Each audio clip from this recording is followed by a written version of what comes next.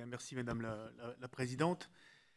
D'abord, remercier à travers vous tous les bénévoles et tous les salariés des associations de solidarité qui ont tenu bon pendant la crise sanitaire et qui continuent un travail formidable.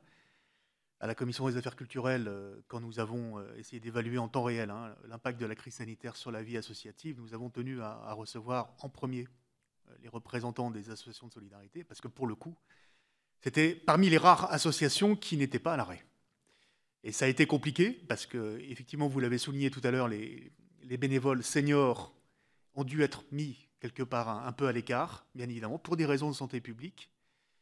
Et que, heureusement aussi, vous avez pu compter sur un volant de remplaçants bénévoles, alors, en particulier les actifs qui avaient été mis en chômage partiel ou qui étaient en télétravail et qui disposaient de plus de temps.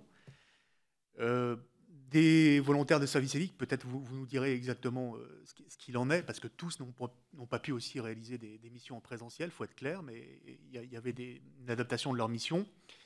Et donc ma première question, elle est là-dessus, hein, elle prolonge les réflexions que vous avez faites tout à l'heure. Certains bénévoles seniors sont encore en réserve, on va dire. Est-ce que vous avez pu constater un regain d'engagement finalement? Alors ponctuel ou pas, parce qu'à la limite, ça peut être aussi des actifs qui aujourd'hui, des plus jeunes d'ailleurs, qui, une fois qu'ils ont mis un pied dans les associations de solidarité, se disent, bon, je vais peut-être prolonger mon engagement. Est-ce que vous constatez la même chose chez les plus jeunes au niveau du service civique, et donc du coup un effet renouvellement de vos bureaux, et notamment des bénévoles responsables, ce qui est extrêmement important? Je pense qu'il y a aussi un effet fatigue aussi, hein, et épuisement aussi de tous ceux qui travaillent à vos côtés. Ça, c'est le premier point. Deuxièmement, on évoque beaucoup ces derniers jours les chiffres du fait que la crise sanitaire ferait basculer 1 million de Françaises et de Français dans la pauvreté. On parle de revenus en baisse de 30% pour les ménages modestes.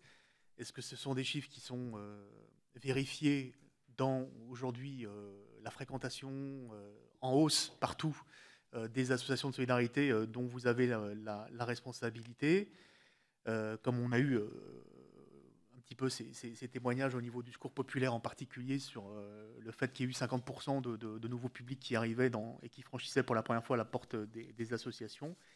Et puis le sujet des étudiants a déjà été abordé, donc je terminerai sur le plan de relance. On nous dit qu'il y aurait moins de 1% des 100 milliards débloqués aujourd'hui qui seraient dédiés aux plus précaires.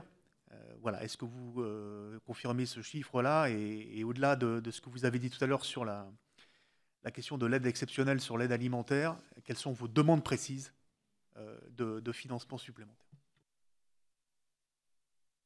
Oui, je vous donne la parole.